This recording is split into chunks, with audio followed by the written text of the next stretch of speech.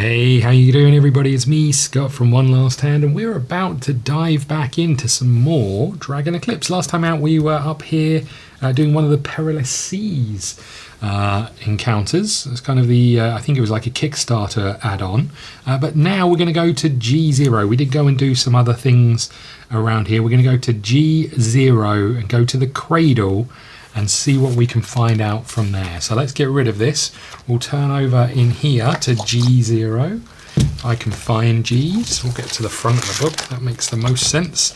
And then we'll look for the G's. Here's an E. I think we've done E already. Here's G. Okay, but rather than read this, we are going to go through and do this on the app. Just because the voice acting only slightly better than mine, but it is better than mine. Where's my phone? Over here.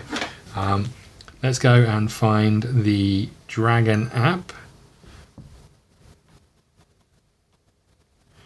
Okay, and let's dive in. Who knows what we're going to find over here? The cartographer sent us this way. That was at the academy. I remember that.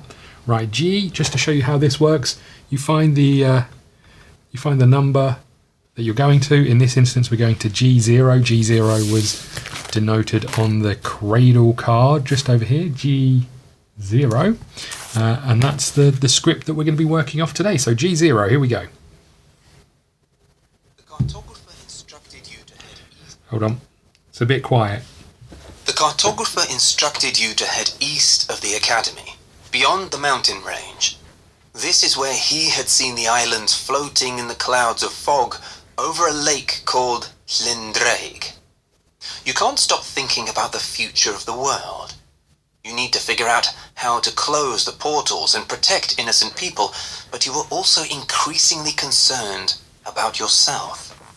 Your nightmares and strange moments of losing control, together with the disturbing behavior of some mistlings, must be somehow connected, and you hope that somewhere on the floating islands you will find the remedy to your crisis. Your problems began with the Dragon Guardian and the visions it burdened you with. Now you are going to visit the place from those visions and find closure. You must succeed. Okay, we've got some hints over here. The hints are, you may encounter one of the previous enemies in a random combat. A wind mistling will be useful. When choosing mistlings, pay attention to your quest cards. Choose 2 mistlings, accompany them, perform the deck building, go to script number 1. So we're going to put a cut in here. I'll build some decks. I don't think you guys want to see the building deck. I have to get all the starter cards out, then all of the advanced cards out, then all of the particular cards out for the mistlings we're likely to take. I wonder if this is an opportunity for our young Luminesca to head out again, but we really should go back to town and train them. Maybe we'll take one of the new ones. We'll figure it out. Let's just grab this, because I think this is important, because this here is showing us all of the mistlings that we could take. So we could take a Frogmar. I'll tuck these over here as we go. We could take a Flitter Spark. Might have called it the wrong name all the way through last time. We could take a Crystale, just here. We could take Lear, possibly my favourite so far, because look at him. Who doesn't love Lear? We've got a Windraiser. We know we need to potentially take a Windraiser. We've got our young Luminesca, who was our first buddy. So we'll put you here. We've got Elkthorn. We took you out on one mission and failed miserably with you. We've got our young Emberling. You'll notice that a lot of these seem to be fire-based. We've got Bluemane. We'll tuck you over here. You're wind, but you're also light and dark.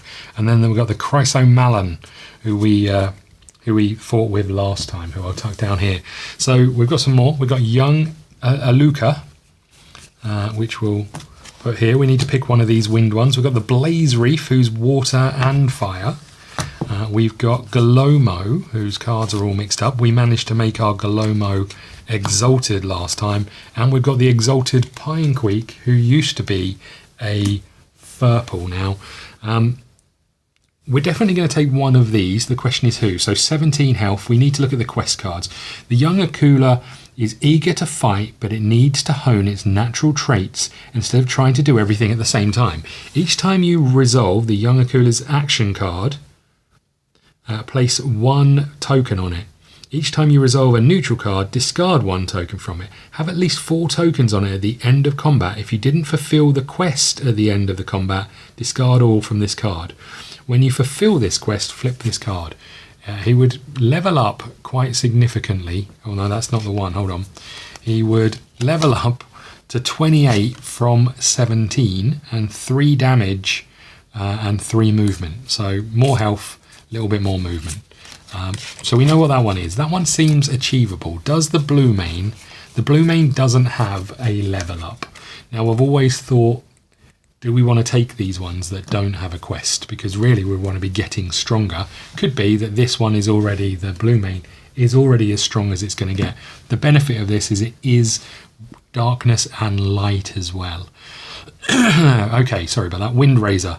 20 hit points at the moment. If the Wind Razor is still frightened, the Wind Razor is still frightened of its abilities. When it understands that and to use them and protect you and itself, it will grow. Win or tame an enemy before the opponent uses their special ability card. When you fulfill this quest, flip this card. So we need a load of interrupt cards for that one. That one seems really tough. Let's just have a look. A leveled up Wind Razor is 22 health, 3 damage, 3 movement, and 1 shield of each. I do feel like the young Luca is winning the day, but I'm just a little bit worried about that. Well, he has got a shield, so we're taking you, buddy. Okay, these two can go back in the box. We'll tuck these over here. Now, we need to choose one of these other guys. Who's got a quest? So we know your quest is let the Mistling taste Dragon Guardian's power when you train it in the city. I don't know if there's going to be a city here. There's something. Don't know if that's plausible that we could train it. Let's just check the Leer, my favourite of all the things. None. The Frogmar. None. The Flitter Spark. No quest for you. And the Chrysomalon, no quest for you. Blaze Reef does have a quest. Your Blaze Reef must master its control over the fire element before it can focus on its water subtype. Deal 12 damage with the Scorching Heat and Soothing Water's special ability. Takes 10 tokens. Deal 1 damage in range 1 for each fire on this card, token on this card, for each fire card in your discard pile. Heal 2 for each water. That's a tough one because we'd have to go, out of 16 cards, we'd have to have at least 10 to do this. At least 12 to do this. And they'd all have to be in the discard. Seems a little tough, that one.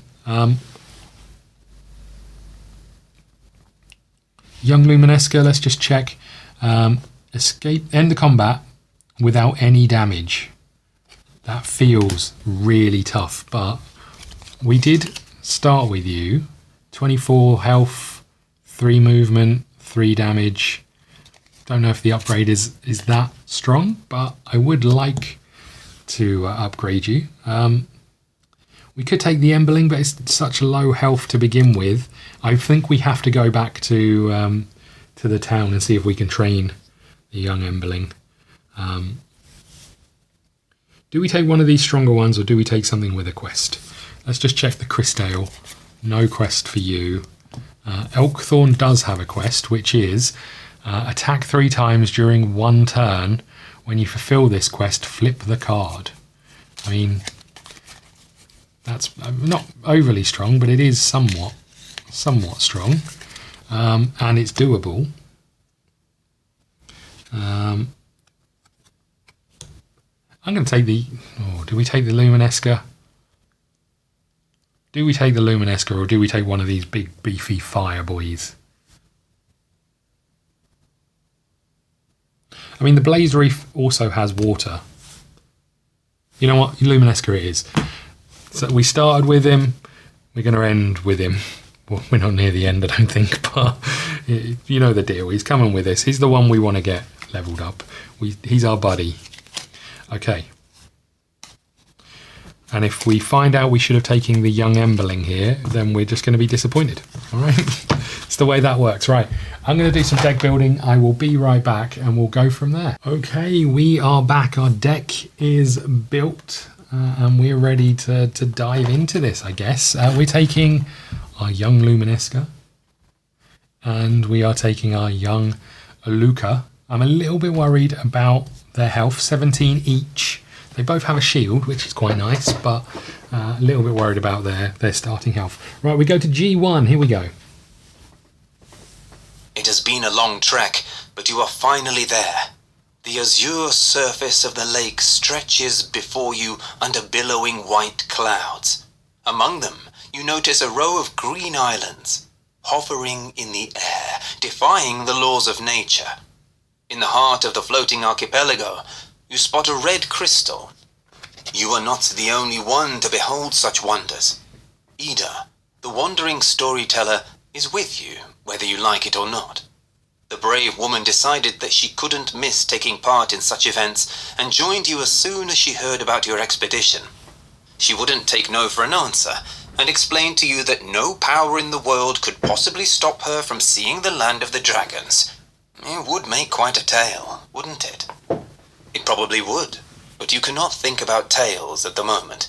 You must scour the islands to find everything you can about the thing in your thoughts that doesn't let you sleep and messes with your head. Okay, open map 15. Let's get that open. We'll tuck this out of the way. Oh, we've got a spare starter card over here. Interestingly, one of the decks I've built has no starter cards in, so we'll find out whether that's good news or bad news. Okay, map 15 we're looking for. Here we go. Let's get this turned over so we can get these set up. We've got 4 coins. Thought I had 5, but 4 coins. We've got 4 essence, and we have a grappling hook, which is a rope. We have our translucent figures. Let's move these up a little bit. We have our grappling hook, we have our translucent figures, and we have Ford's hammer, which is good for a test result. Oh, I did have 5 coins. It was just hidden in the middle there. Right, what else do we need to do? We need to find secrets 1 and 3. There we go. I'll tuck these to the side. Place, I haven't got this open yet, so if you haven't seen it, these are all of the tokens you get in here, and we need the timer token, which is this one here. We can tuck that out of the way. Okay, last thing I need to get before we get started, so this goes in slot number 4. Hold on. Place secret 1 and 3 face up next to the map. Okay. Bunch this over a little bit. Face up next to the map. Islands and traversing. Okay. So there's some extra rules that we'll need to dig into on those. Place an unused missling standee on the island in the lower left corner with scripts G11 and G12. It represents your current position on the map. So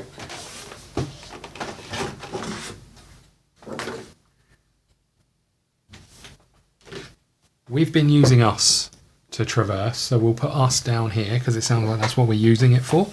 So let's just read this again. Place secrets 1 and 3 face up next to the map. Their rules apply during this scenario. Place an unused missling standee on the lower island with scripts G11, G14. It represents your current position on the map. Place secret 10, 7, 10, face down in the event slot, so I'll tuck this down here, and set the timer to 4. You have a feeling that there's still a lot of time, but you still shouldn't waste it. Begin the exploration. Let's have a quick read of these then. So I think I can super zoom in here. The islands. The standee on the map indicates the island you are on. You can only read scripts from that island. Each island is indicated by a visible outline, so you can see the white outlines here. Okay, traversing. During exploration, you may choose move to another island, Takes time. Place the standee on another island. If you don't have a wind missling, gain 1 damage. If the time token is on the event card, follow the instructions on the back of the event card. Leave the island. Requires the understanding part 3 status. We don't have it. In part 3 status, or token A in slot 7. This will end the scenario. Go to script G36. Okay, so we'll have to remember those. It's going to cost us time to move islands. Before we do anything else, I'm just going to look to see if I can find any secret numbers. There's got to be some, right?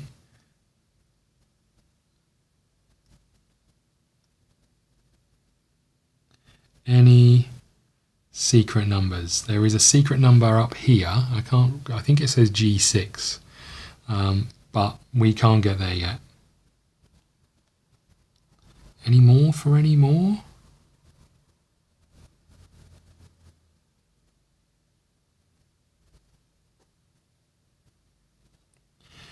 Doesn't look like it, but as I've said several times, my eyesight is not the best. Okay. We'll keep an eye out for it as we're looking, but okay. Let's zoom out a little bit, and we'll see exactly where we have to go. So we're down here. We can either go to G14 or G11. Let's start with G11, shall we? G11. The lowest of the islands is overgrown, with a thick green forest echoing with cries and chirps of various mistlings. You bend to inspect the ground and discover intriguing footprints in moss and earth, some known to you. You are tempted to explore the forest and find out what species you could find there. Track the mistling down only if slot 2 is empty. Get a script G15, let's do it. You plunge into the forest to look for more tracks. Placed a token, we'll get these out, a token in slot 2. Slot 2, slot 2, slot 2. Oh, I'm standing on it. Place a token in slot 2. If the random combat deck is empty, the forest is eerily empty. Gain 2 power and continue the exploration. Is this requirement met? No. Set up a random combat and add 1 corruption card to this combat. I'm hoping we get a good one and we can auto-tame. That was the goal. So when we set up a random combat, we turn over 2 of these, 3 of these. I can never remember the number. These being our met mislings that we haven't tamed. Random combat. Random combat. Set up a random combat. Take all the cards from behind the random combat's divider, shuffle them and draw 2 cards at random. Okay.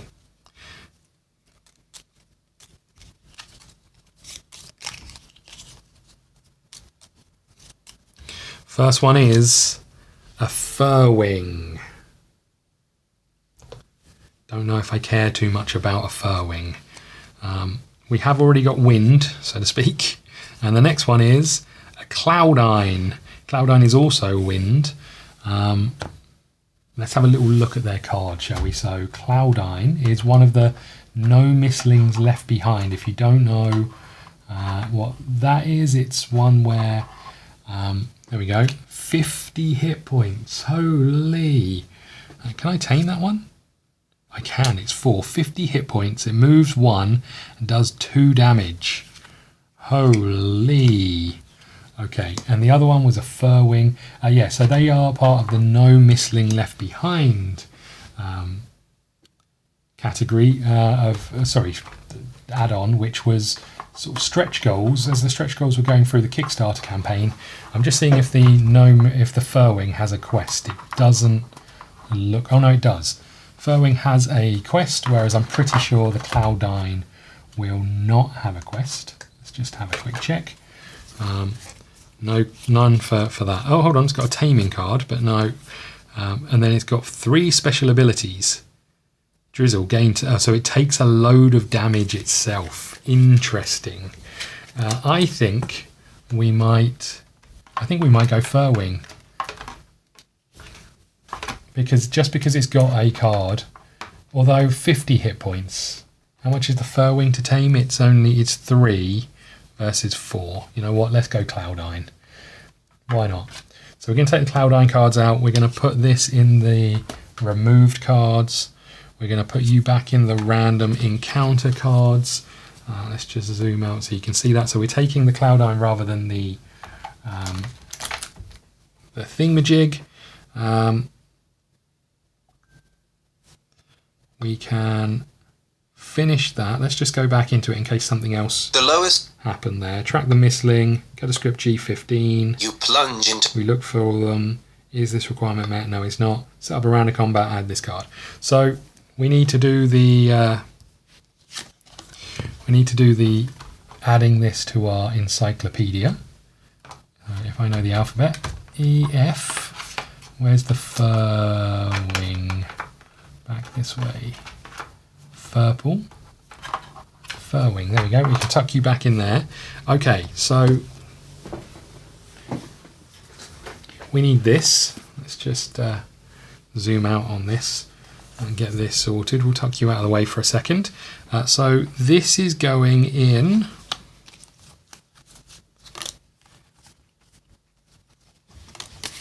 Okay, so these are going in the book 314, so right at the back somewhere. 314, so this goes in here. So this is our kind of encyclopedia of all the things we've met. Let me read you a little bit about Cloudines. Cloudines are mysterious mistlings who rarely come in contact with humans. They dwell near abandoned ruins of the past, protecting them from trespassers. They can be tamed, however, if a tamer shows enough respect for the protected place and is strong enough to overpower a Cloudine. The mistlings can become a loyal and somehow patronising companion. To tame it, we would have had to disperse the clouds. It's got 15 hit points left.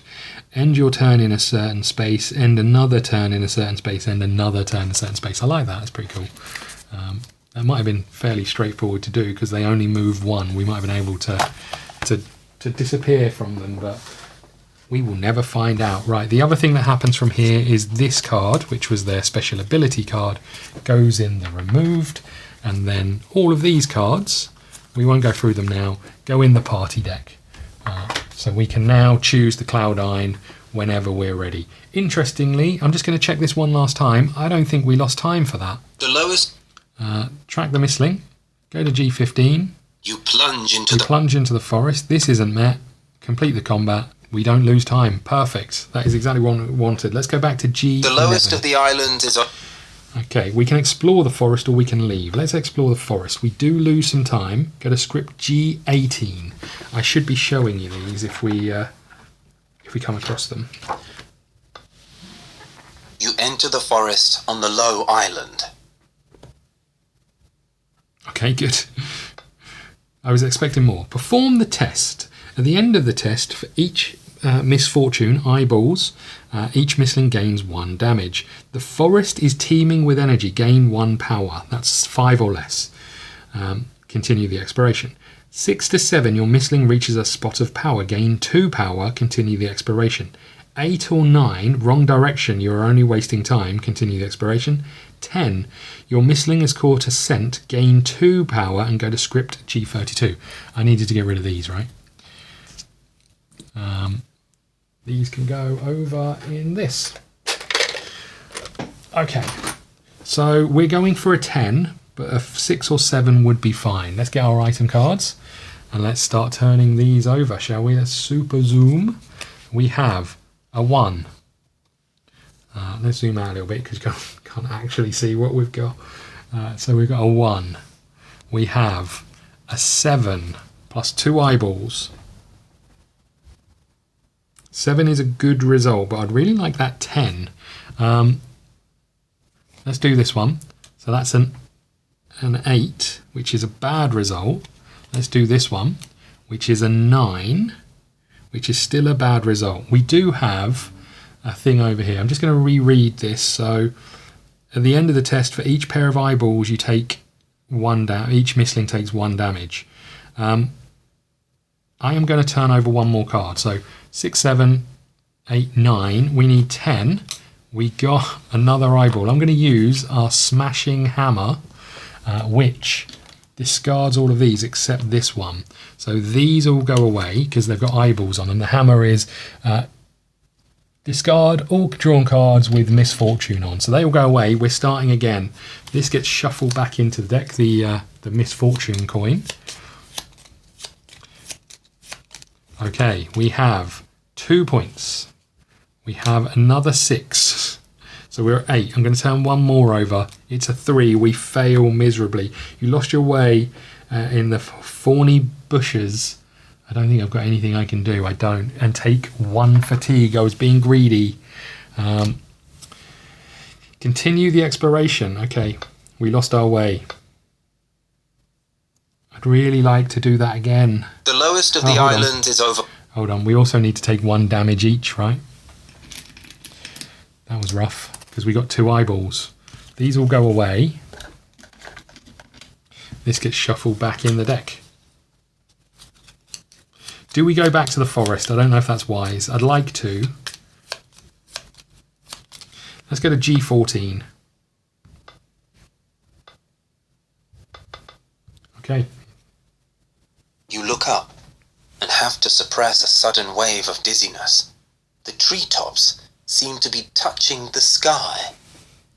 Never before have you seen trunks so tall and so slender. I just want to have a quick look at one thing. We're on free time.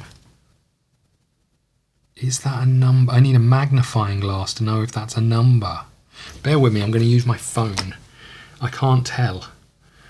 Phone, super zoom.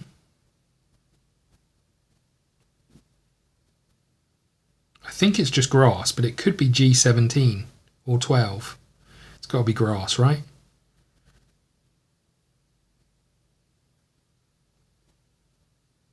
I can't tell.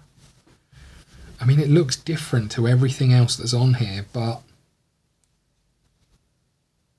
I'm not sure it is. I'm sure if it was a number, it would be clearer. I'm just going to quickly see if the G17 is a number. No, don't think so. I don't think it's that.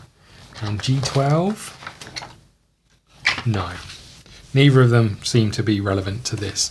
I'll try and show you what I was looking at. So just here, oh, you're never going to see this. Just here, let's try this one. Just on this little crystal here, there is something. Don't think I can show you, but just on that little crystal, there is something. But I think it's like long grass more than anything else. Apologies for the terrible camera work. Right, okay. Let's go back to this. So what were we doing? I wasn't really listening. The trees look so tall. Gather ripe fruit. Release the sacred mistling. Requires token A in slot 6. Leave. I mean, we've got to go back into the forest, right? I think. Because there's nothing else for us to do other than gather fruit. I'm going back to G11. The lowest of the island. Yeah. We're exploring the forest. Lose another time. We're down to 2. That's bad news. Go to script G18. Yep. You enter the... Yeah, we're doing a test.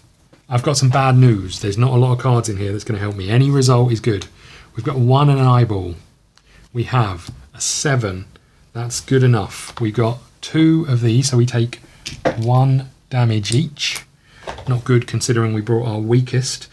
We gain 2 power. Oh, hold on, this just says continue the exploration. That takes us back to where we started. That's not what I wanted. Okay, so we get 2 power. I'm going to put 1 on each for now, because that first movement can be really strong. This was part of a test result, so we can get rid of it, so that's good news. But we've only got 3 cards left. Okay, so we're going to have to swap islands. Move to another island, takes time, place the standee on another island. I mean,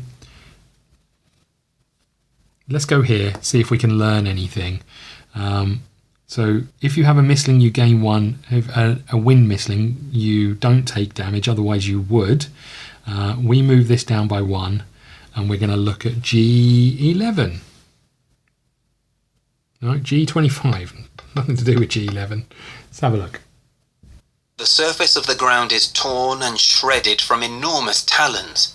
You quickly realize that this is the landing place of the dragons, and the incredible number of rifts tells you that the mighty beasts use it frequently. Okay. If slot 3 is empty, gain 6 power. Wow. 1, 2, 3, 4, 5, 6. 1, 2, 3, 4, 5, 6. Okay, we put them on equally on both our guys. Okay, and 1 essence. Love that. It's around here somewhere. There we go. Okay, there's our essence. And 1 essence. Place a token in slot 3. The residual power of the dragons infuses your mistlings and you feel like you have returned home. The feeling, however, is lined with anxiety. An alien thought appears in your mind. The home is falling apart and the mother isn't at home. You don't understand it and you shake your head, trying to disperse the odd emotions appearing in your heart. Explore the area requires a token in 3. Speak with Ida. What's Ida got to say? Go to script G27. Ida seems enchanted by the surroundings. She takes notes and makes sketches as you walk around. Everything seems to fascinate her, even the frightening skull on the island above. But the biggest shock for both of you is the discovery of a cluster of buildings looming up ahead. This is odd, Ida whispers. According to the legends, dragons and people never got together. Okay. Go to script G25. The surface of the... So we've done all of that. Explore the area. We're going to lose another time. I think we have to. We'll find out what's going on here. Go to script G16. You explore the grandest of the islands and stop to examine rifts left by gigantic talons. You squat there and peer inside to see pieces of crystal inside each groove. Each piece resembles a hook or a nail. They are all shaped like this, Ida says excitedly. It is most certainly not nature's work then. All those crystal hooks and nails seem to be aiming there. She points at the enormous crystal hovering among the islets. Flip the token 3 into B. Gain 2 items. Okay, well, we've only got 3, so 1 and 2. What have we got? We have a rope test, subtract 2. Bait, combat, move an opponent by 1 space. Okay, not horrendous. Wonder if we go back and try this test again. We've only got 1 item card left. Gain the Secrets of the Crystals Part 2 status. Secrets of the Crystals. We'll cross that out over here. Okay, continue the exploration. We have to do this card because we went down to the bottom time. Time slips by unnoticed. You meander among the floating islands. Go to script G26. You and Ida walk together, watching the unreal scenery with awe. Neither of you notice that time flies past. If token B is in slot 1, it's not. It's not looking well. It's not looking well. Go to script G54. Is this requirement met? No. If token A is in slot 1, the wind accelerates and the islands tremble. You must hurry. Place secret 10. It's not. Okay. If you still have lots of time, place secret 10. I feel like this is a lie. Place secret 10 in the event slot. Place the token in slot 4 and continue the exploration. Okay, G31. You watch the bridge spanning the precipice and wonder about its purpose. What was it used for? To collect materials from the water? Enjoy the vista. We'd be able to remove a fatigue and take 1 damage. lose one time. I'm going to do it, you know. I'd already pressed it, so I'm going to do it. I don't think we should look before we do. So, although I think in the book you would be able to look before you do. Let's just check that. So we were at G31, right?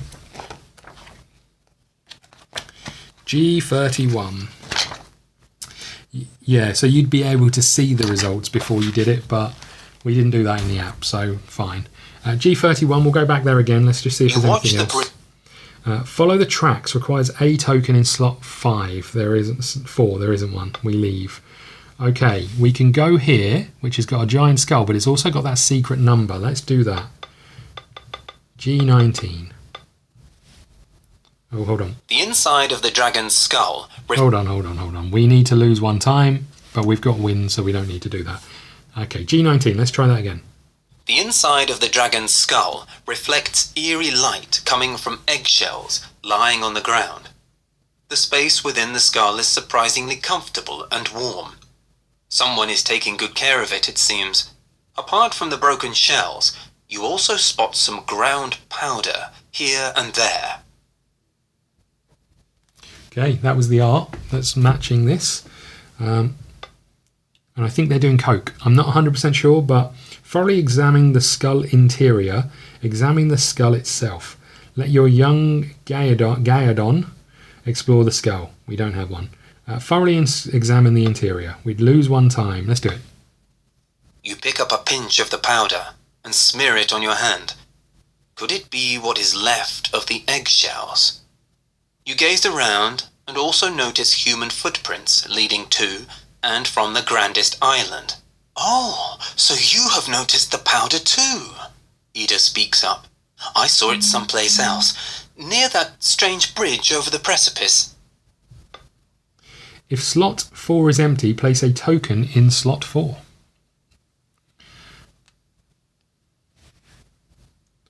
And gain 1 essence. Oh my lord, we're getting essenced up. There's 2. Great. Continue the exploration.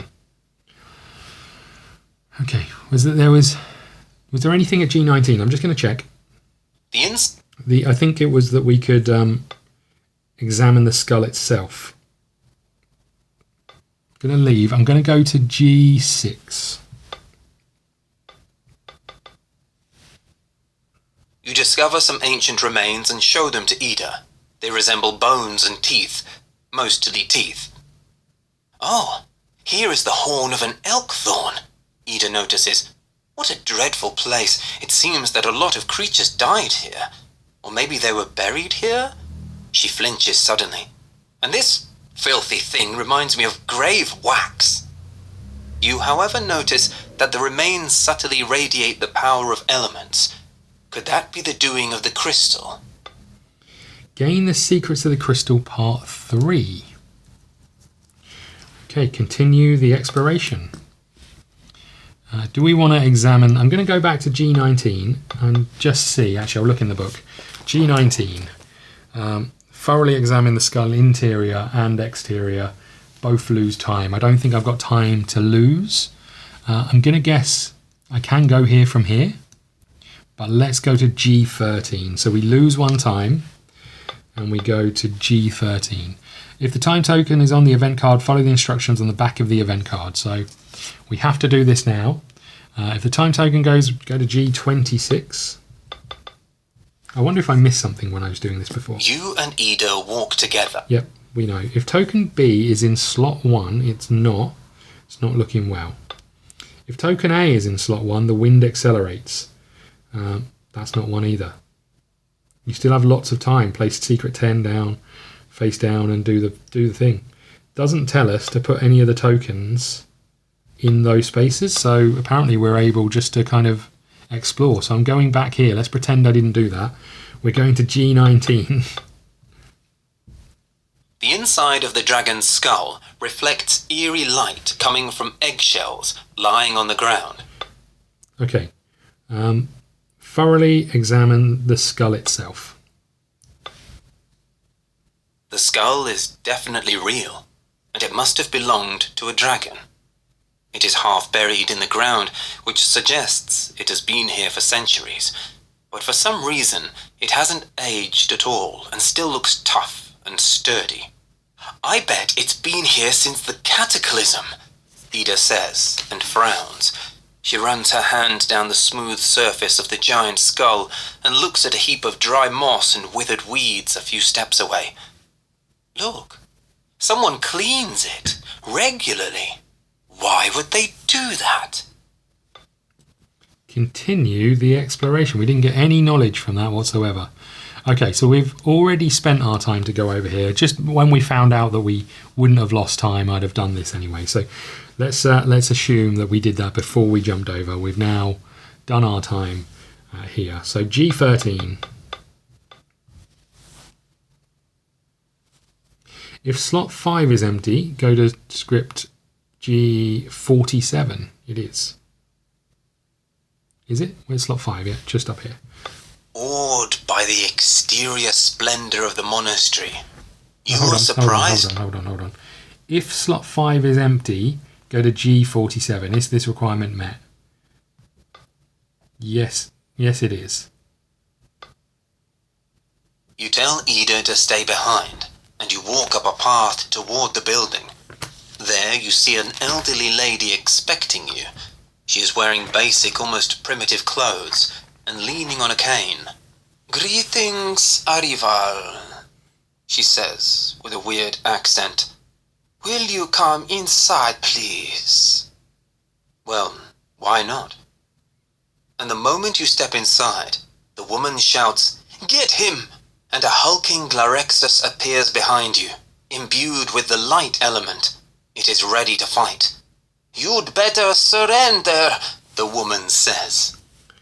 What the heck? Place a token in 5. Set up combat. Oh, man. This is the problem when you play this game. You've got to move this without knocking over all of the tokens. Okay, we're good. We're good. These can go over as well. And I guess I will set up some combat with something that seems quite scary. And we'll be right back. Okay. We are back and we're ready to go. I'm not feeling massively confident, and you're about to see why. This is what we're fighting. Look at his teeth. Look at his teeth. So this is Galaxrix? Glarexus? I don't know. Either way, it's got like a protective shield. Shell. It looks like a turtley thing with teeth. That's who we're fighting. This is us. A little bubby. Young Luminesca. I feel like we may have brought a baby to a big grown-up fight. They've got 26 health. Let's just show you exactly what their cards look like. 26 health, 2 shield plus 1 magical shield, 3 damage, 1 movement, so slow at least. The special acts on a 4, so we'll put that there. I'll show you that in a second. And that has an enemy deck of 3, 3, and 3. Triangle, circles, squares. Let's just turn this over because there's a lot going on this card. Passive. For each card on the enemy track, Garaxus has +1 standard shield and +1 magical shield. If we were fighting darkness, if he was fighting darkness, then that would be +2 and +2. So potentially at some points he's going to have at least 3 shields plus his standard shield down here. For a circle, he's going to rush, attack. So he's going to move 2 spaces and attack between those. For square, deal 1 damage in any range +1 for each space between Galaxus and the opponent. So if we were here and he was here, he's doing 1, 2, 3, 4, 5, 6, 7, 8 damage. Ouch. One of the reasons I didn't take the wind, because they put a lot of space between them. Triangle, rush, deal magical damage equal to Galaxus' shield in range 1. And then, special ability, cleanse all, deal 5 damage in any range. So he's just going to keep coming and hitting us. Crack the Shell has 6 health left, so we need to do 20 damage. Force it to focus, deal at least 1 damage to Galaxus when there are no statues in the arena. I'll talk about that in a second. Expose yourself, okay? Gain at least 1 damage from Galaxus' special ability. Okay, so we'll put these cards down. Hopefully they'll go in the deck. Before we do that, let's just move these out of the way. We'll have to straighten these up in a bit, but hopefully There we go. There is also this card, and there's quite a lot on here. Set up. Place a statue in each of these spaces, the ones with the petal on. There we go. When Gloraxis is in range 1 of a statue, it has +1 shield. You may treat the statue as an opponent for the purpose of attack and dealing magical damage. When a statue gains at least 5 damage in one turn, discard it, and you and your enemy can't move or be placed in a thing with a statue. I don't know if I do enough damage. I say that a lot when we're playing this game, but I don't know if I do enough damage to deal with this, in all honesty. Let's just bump these along a little bit. Let's just talk about us very quickly. Young Luminesca, we got 17 health. We've already taken 2 damage. Our combat is if we finish without any damage. That feels very unlikely. We've got 1 shield, 3 damage, 2 movement, 4 fading light. Deal 1 magical damage in any range for each brightness you have. I can have a maximum of 5. Discard 1 brightness. Bonus action, elemental bonus action, exchange 1, deal 1 damage and pierce 2 in any range and gain 1 damage.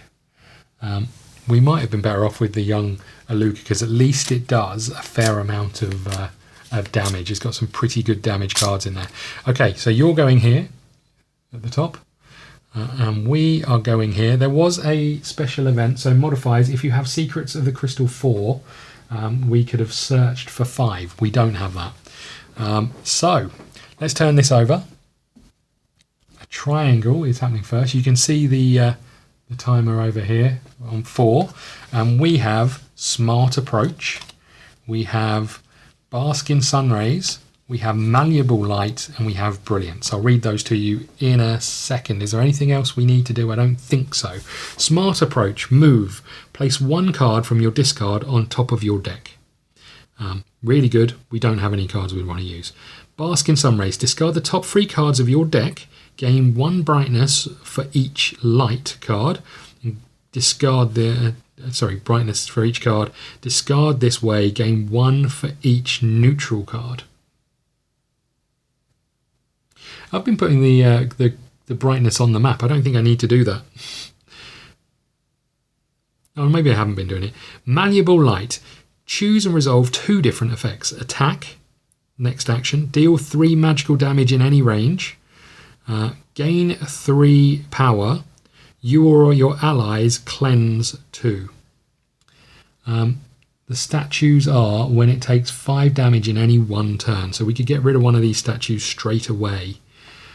We've got to do 15 damage and then 20 damage. We do have 4 power straight off the get-go, so getting some power out here, some brightness out here could be good.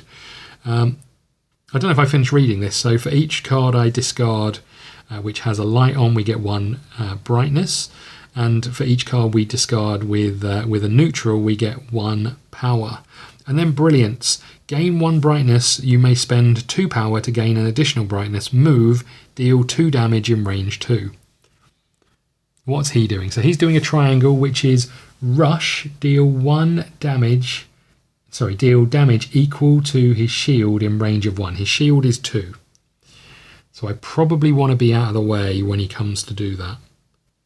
I think it makes sense for us to use Malleable Light. So we get 2 of these. 1, 2. This moves up and we get to attack. So we're attacking for 3 and we can deal 3 damage in any range, which means this statue is a goner.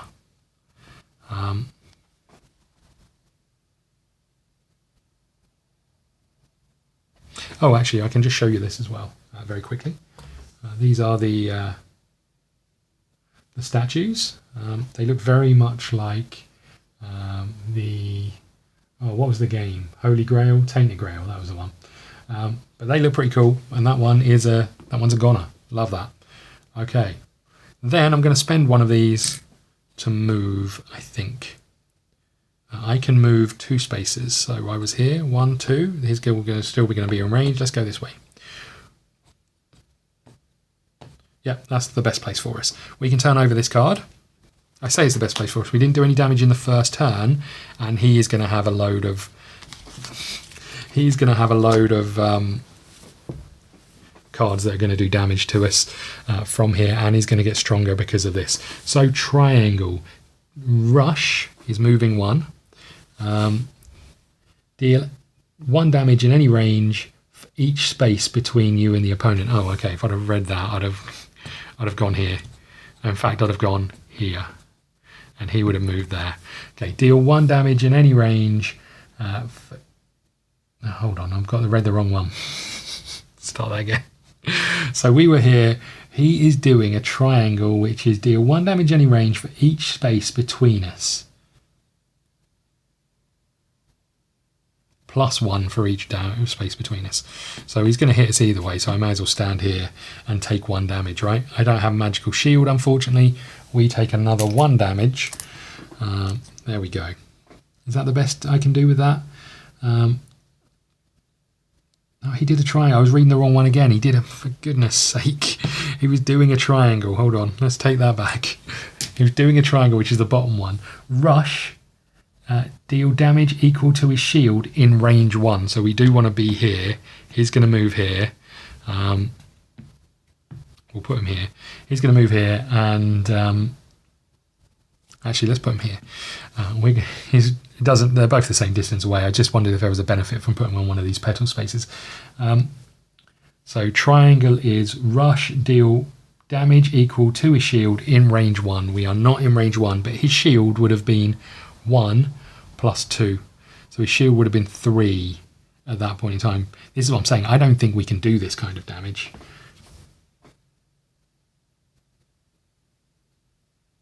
Okay, well, we're going to try. It's our go. Let's flip this over. I do have a couple of things. I've got combat, move an opponent by 1 space, the bait, or move an opponent by up to 4 spaces. At this moment in time, we just want to be trying to get around him and dealing damage to these statues, but I don't think I can do enough damage to these statues. Okay, we're going to do Bask in Sun Rays. That's 2 of these. 1, 2. And then, can really do with some Pierce. We're going to take the next 3 cards from here, and any from our draw pile, and any that have a light on it, we're going to get a brightness, and any that don't, we're going to get power. We've got 1, 2, 3, 4, 5, 6, 7. We have Storm of Colours. Probably could have used that, but we get one of these. We'll tuck down here. Attack or move, discard 1 card, choose any card from your deck and place it in the empty slot, then shuffle. That would have been huge. We might be using our smart approach to put that back on top of the deck. Okay, the next one is Undying Light. Reshuffle your deck. Do not discard cards. Triggered. Really nice looking card, that one. And we'll put another one of these down here. And then the next one is Brilliance, which is also one of these. So we're up to 3 of these. Let's tuck these back down here. And where was the card we played? Bask in Sun Rays. That goes on top. And discard. I haven't even looked at what he's doing. I probably should have done. Discard the top 3 cards of your deck. Gain 1 brightness for each card. Discard this. You gain 1 power for those. Okay, so that's us done.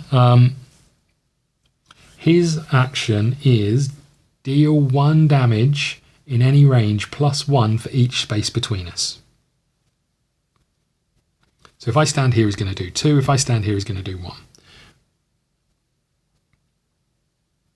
I'm very concerned I don't have any damage. I am going to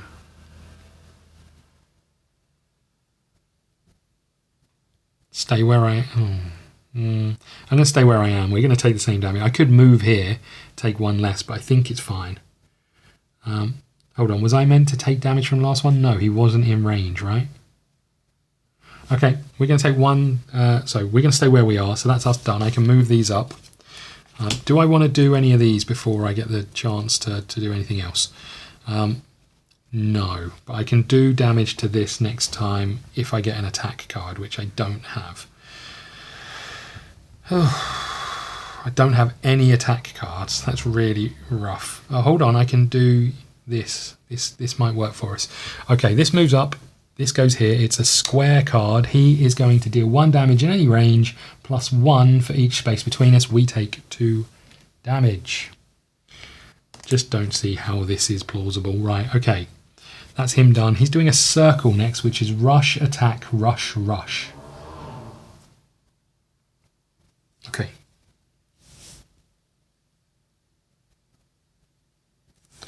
Okay.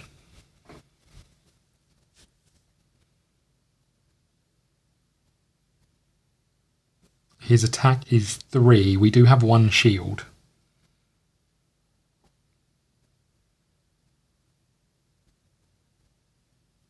Okay, we are going to use push. We get 2 of these. We spend 2 of these. No, we get 2 of these. How much is that? 2, 4, 6, 8, 9. We are then going to use push, which is move an opponent in range 3 by up to 2 spaces. Each space must be further from you than the previous one. You may spend 2 to trigger. Can spend 2 to trigger. We're going to trigger Smart Approach. Smart Approach is place 1 card from your move. Stand here. Place 1 card from your discard pile on top of your deck. So what do we want? Bask in Sun Rays, no. Brilliance, no. Undying Light, reshuffle your deck, no. Storm of Colours, move or attack, discard 1 card, choose any card from the top of your deck, place it in this pile. Malleable Light, that's the one we're going with, I think, because we know we can get rid of these statues. I don't see how it's going to be possible for me to do what I'm hoping to do, because this is 5 damage, this is 5 damage. We'll have done nothing to this, and every 4 turns, unless we can interrupt, he's going to do 5 damage in any range. I just don't see how we can stop it, especially when we should have brought the 50 health one if we hadn't got it this turn. Right, okay, well look, that's us done. This moves up, this moves up, this moves up.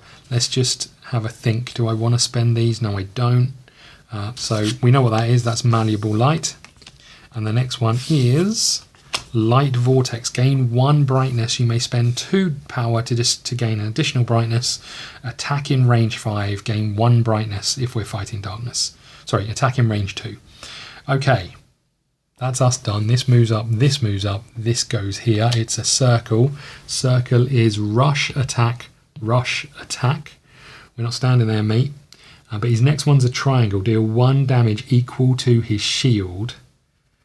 I wonder when we discard the cards on his turn. I'm going to need the rules. I am going to need the rules. They're over here. I just want to check, when do we trigger his ability? Example of a player turn. When's the enemy turn? Player turn, enemy turn. Order. Slide cards, draw an enemy attack card. Resolve the enemy attack. Check and resolve the special ability. And end enemy turn, resolve the player turn. Check and resolve special ability. Is there any enemy cards in the special ability token? Resolve the enemy special ability, then discard all cards. So he's going to have extra shield on this one. And that's going to be bad news because he's hitting me. He's going to rush and then hit me equal to... I need to be standing here, right?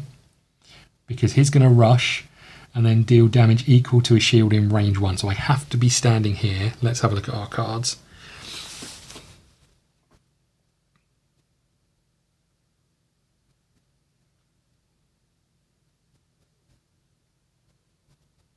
I mean, it makes sense. As much as I want to use Malleable Light, in fact, I'm going to save it. I'm going to use Brilliance.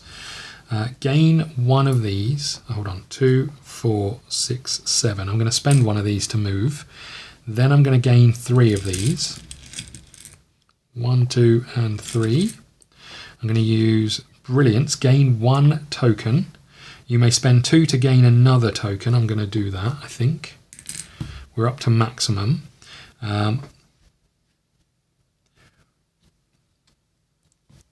2, 4, 6, 7. So I would have gained 3. I had to spend it because this is a move as well. Deal 2 damage in range 2. So we're going to do that. So that's 2 damage to this. Then I'm going to spend on my next action, as my bonus action, 4 of these to do 5 damage to this. We discard one of these, but this statue is a goner. Okay, just out of curiosity, yeah, his shield is. I'm just wondering if I could have done it the other way round, and I don't think I could. Okay, so this goes. These move up. This moves here. This goes here. Oh, I wonder. Hold on.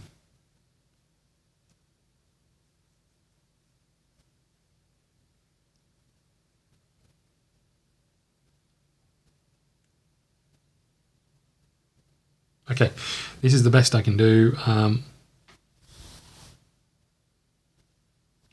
This is the best I can do. So this moves up here, this goes here, this goes here. The triangle comes out. The triangle is rush. Deal damage equal to his shield in range of 1. We're not in range of 1, thankfully. So that turns over. But then he does his special ability, cleanse all, and deal 5 damage. We're up to 9. Uh-oh. Okay, these will go away. And now we need to do as much damage to him as possible, right? And get out of the way. He's doing a circle next, which is rush, attack, rush, attack. I can't get out of the way of him.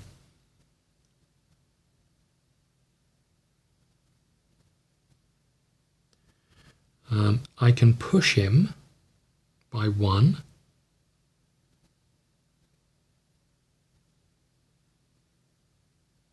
Which means I'll only get hit the once.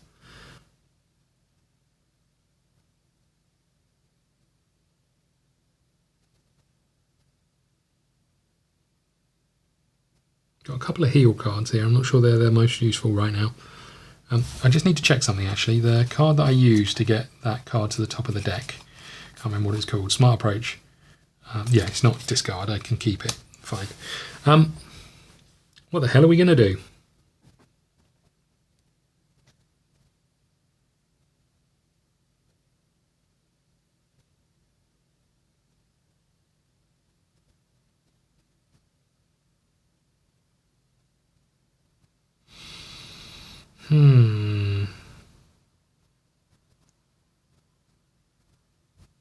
So if I move him back, he's going to move, rush and attack. So I'll take 3 damage from him, -1 for my shield.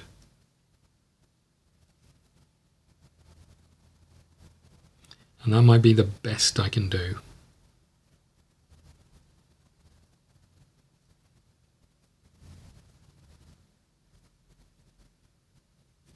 Which I think means I'm going to use this to gain 3 of these. 1, 2, 3.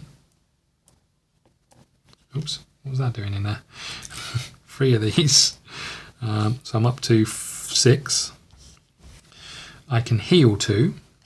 Not that I'll keep that there because I'm about to take it back. I'm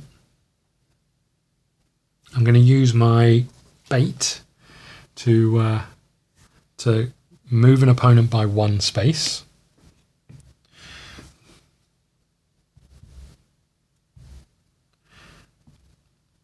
Rush, attack, rush. I can't get away from him in any direction. But I do need to get moving, so I'm going to go 1, 2. Now, do I want to hit him with all my might? I think no. Well, he's going to have shield next time, so I probably do want to hit him. I'm going to use all 4 of these to discard one of these to do 4 damage to him. We're on the board. 2, 3, 4. Great. Did I get rid of one of these? Yes, because we did 4 damage. Okay, that's my go. These move up. This goes here. Solar Flash. Discard all cards to the left or to the right of this. Deal 2 damage to an opponent in range. 2 for each card discarded. So we could get rid of all of these. Don't know if that's wise, but... Okay, it's his go. He's doing a circle. A circle is rush, attack. Rush, attack. We take 2 damage. Back to 9. Okay, he's doing a square next, which is deal 1 damage plus 1 for each in range. He's now got... Oh, hold on. We should have been dealing with his shield. What kind of damage did I do last time? I did magical damage. He's got magical damage shield of 1, so he takes 3 damage rather than 4. Oof. Now he's got magical damage shield 2. So if I attack him, I'm going to do no damage to him using this, so it's not beneficial to do that.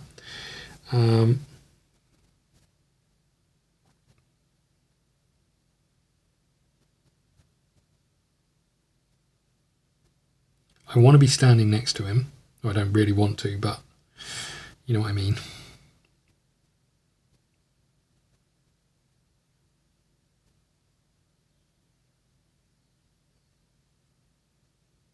I think it makes sense to do restoration. We're going to get 2 of these. You and your ally cleanse and heal too. Great. This moves up. I want to be standing next to him. We'll put this here. This is restoration. We get another heal. Okay. I've just got to do another 17 damage to him and 5 to a statue, everybody. Whilst we're about to take another 5 damage shortly. He's doing a square, which is deal 1 damage in range 1, plus 1 for each, sorry, in any range, plus 1 for each space between us. There is only 1 damage. We take that. Okay, next he's doing a triangle, which is rush, deal magical damage equal to his shield, which is now 4.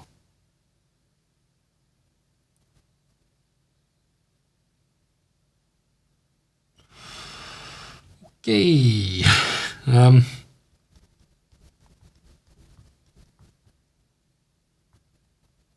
really want to be here, and I've got no cards that allow me to move.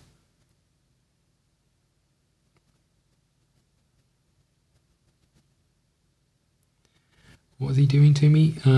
Deal damage equal to the shield in range 1. So I want to be 2 spaces away, and I don't think I can do it. I've got no movement cards. Well, this sucks.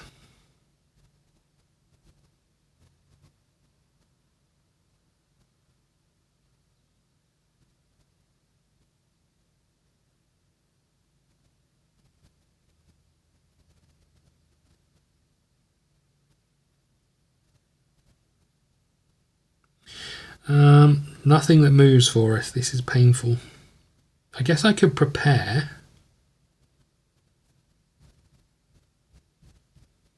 Prepare. Discard 1 card. You may draw 1 card. I'm going to do that. I'm going to prepare. I'm going to get rid of solar. I'm going to get rid of light vortex, although I think it's useful. I'm going to move this up. Dash. That is exactly what we wanted. Is that exactly what we wanted? Yes. I'm going to dash, so move 2, plus 2, so that's 5, right? Oh, I've only been moving. Oh no, that's, yeah, 5. 1, 2, 3, 4, 5. Okay. Move plus 2, spend 2 to move again. We don't need to do that. Did I just pick one of these up? I don't know if I did. I think not, but I'm not sure. I'm genuinely not sure if I had one of these or not. With that being the case, I'm not going to take it just in case I didn't. I could do nothing. I can just stand here. Okay, we've got a leap. Now we've got some movement. Okay, right at the bottom of our deck. He is going to triangle. Triangle is rush. Boop. Deal damage equal to a shield in range of 1. Ha, screw you, mate.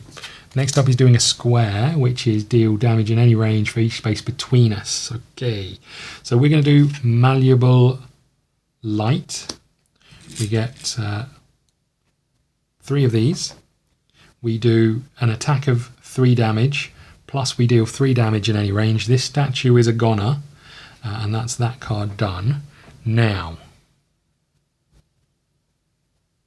I want to be standing next to him, right? I'm going to do 1, 2. It's as close as, oh no, 1, 2, 3. I can move 3. I don't know why I always think a move is 2. That could have made a load of difference. Right, these move up. This goes here. We're out of cards.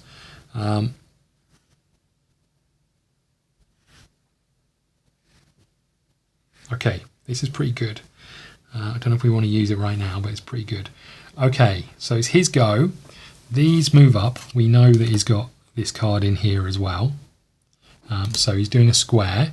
A square is deal 1 damage in range 1 plus, so we take 1 damage for that. But then he does this special, which is another 5 damage. We are so screwed. That puts us on 14 of 17.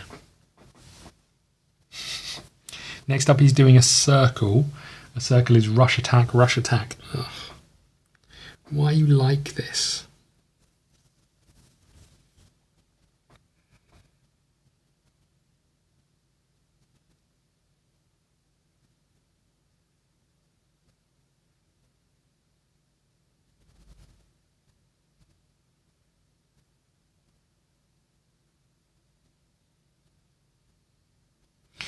So he's going to hit me for 3 next time. I can't take 3. 1, 2, 3, 4, 5, 6, 7, 8. So 10, 11, 12, 13, 14. If I take 3 damage, I'm dead. So I can't take 3 damage. But if he gets to the end of his go, we're screwed.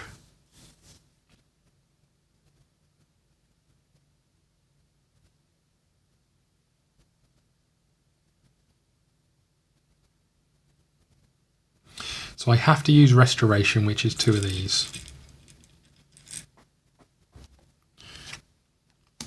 Cleanse and heal for 2. I mean, this feels like it's a bit irrelevant, but maybe I can do damage to him. This is going to do a fair amount of damage, but he's going to have more shield. Okay, so we've done this. We've healed 2. I'm going to spend 1 of these to move 3. Oh yeah, I forgot it's 3. That keeps us out of range. We're all right, actually. Who'd have thought? We have to reshuffle. I should really shuffle this way so I can't see. I don't know why I was shuffling around this way. I need to shuffle here. I've just realised that there's a little gap between the borders. Whoopsie. Okay, we'll fix that between episodes. Right, that can go there. We turn over the next one. Storm of Colours. Attack or move. Discard 1 card. Choose any card from your deck and place it in an empty slot. Then shuffle your deck. That could be huge. Okay. That's me done, right? He's doing a circle, which is rush attack. Rush attack. That's him done, so that goes there. We have to take a fatigue card. That goes over here. And then we get to shuffle.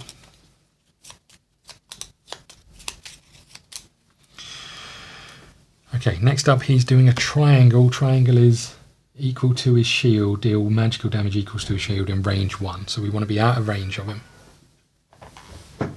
Okay.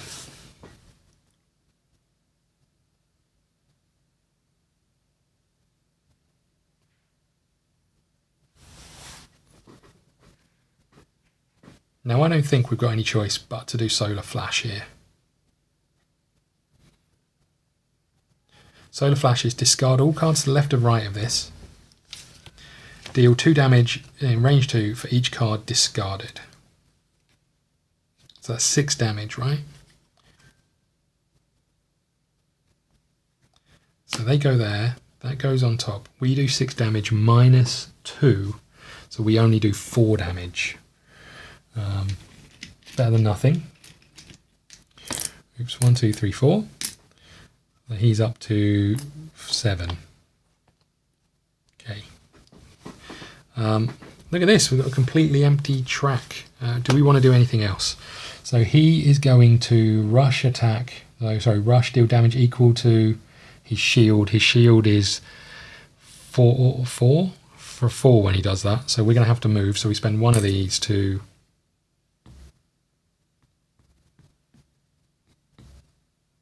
We want to stay close, right? Because we want to be able to hit him.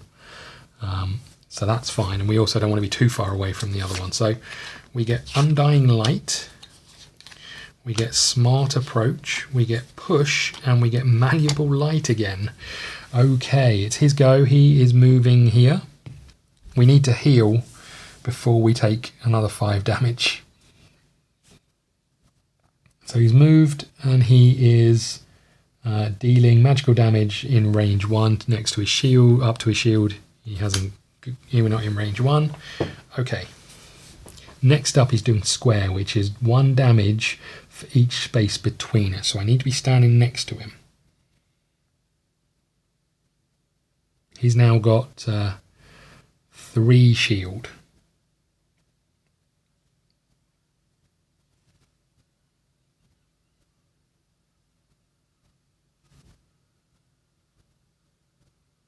Okay, so I think it makes sense for us to do 2 of these, to gain 2 of these, do smart approach, which means I just need to check.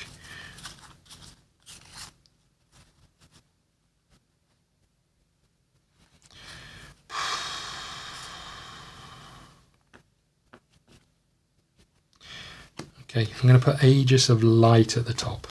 We haven't really got anything in our discard that we want. I wanted the heals, but Aegis of Light can allow us to heal, but I'm not sure it's going to be enough. This was move as well, so I'm going to move here. Gives us an opportunity to go either way, right? Okay, this turns over, and that was it. I could do 4 to do some damage, but there's no point. He is going to move these along and square. Square is deal 1 damage to us because we know we're in space of 1. So we're back up to 13. If he hits us next time and we don't heal, which we're not going to, we're dead. I am screwed. I am absolutely screwed. Okay, I have to spend 1 of these to prepare. I'm going to get rid of Undying Light. I'm going to move all of these up. I'm going to take this card. I need a heal. It is a heal. I still don't know if it's going to be enough. This is going to allow. It's going to be just enough. I'm going to have to do Restoration, which you and your ally. What's he actually doing? He's doing deal. No, hold on. Let's turn this over. I don't think this is going to be enough. Rush attack, rush attack. So I need to be out of the way of him. I think I can do that, but then he's going to do 5 damage. So if we heal 2, which we do, and we cleanse, there's nothing to cleanse, and then I spend 1 of these to move 1, 2, and 3. Hold on. I shouldn't have stayed where I was. That's bad news. 1, 2, 3. I'm still going to get hit, and that is going to be me done for.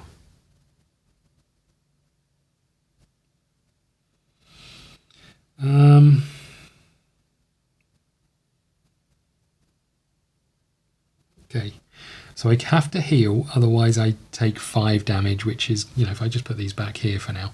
I have to heal, otherwise I take 5 damage, which puts me to 18. So Restoration is my only choice, but because I'm here and I can move 3, 1, 2, 3, he's going to rush attack, he's going to hit me, and that hit is going to do 2 damage, plus the 5 damage. This puts me to 16, that puts me to 18. That is me dead.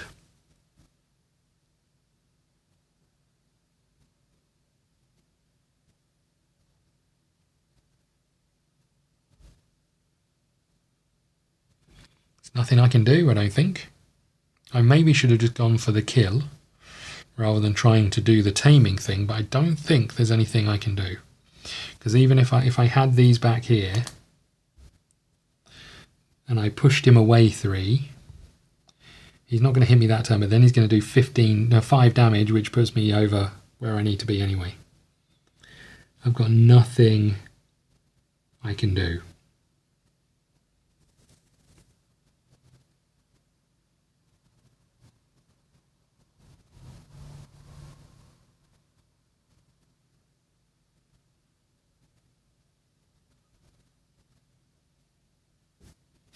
I think that's it. I don't think there's anything I can do. We turn this over.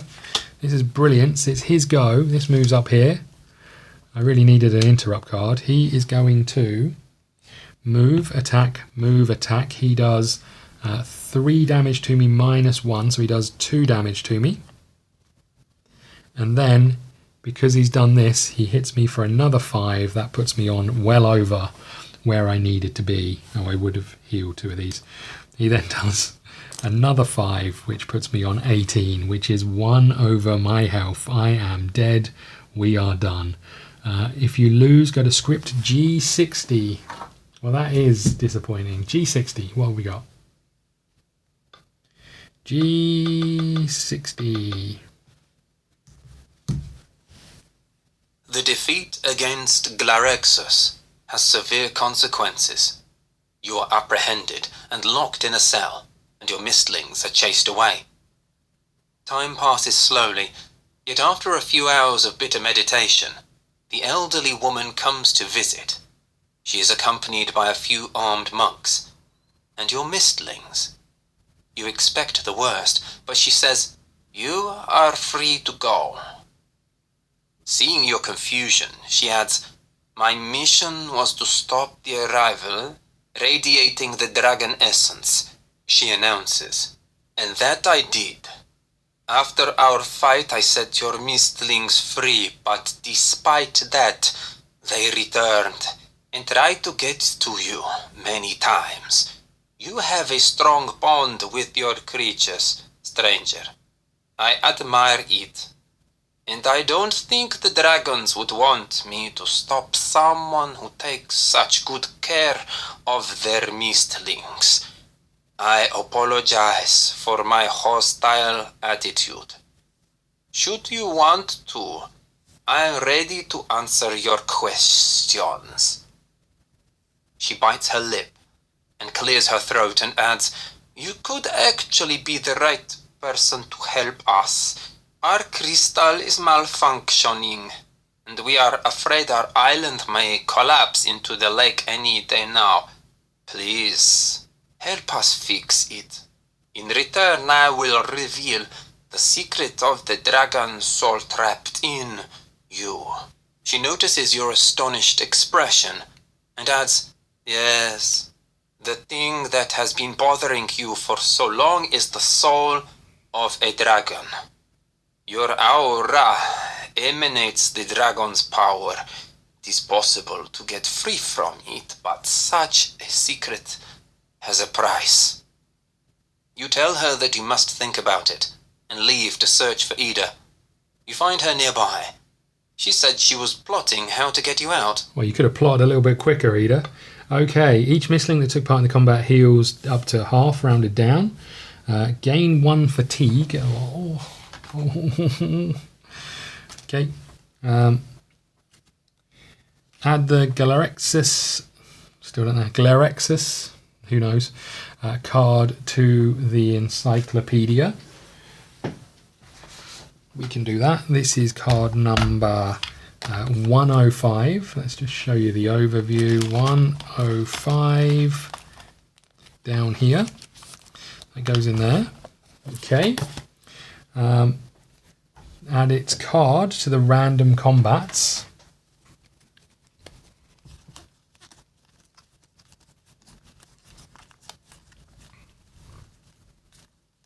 It's in here somewhere. There it is. Okay. Clear the arena and lose 1 time. Okay.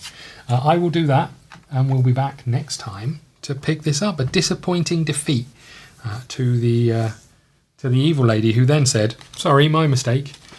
Please, can you help us?" Can you believe it? Right, thank you so much. If you enjoyed it, hit the like button, subscribe button, do all of those things. They really help the channel grow. And I will see you again soon. Thank you.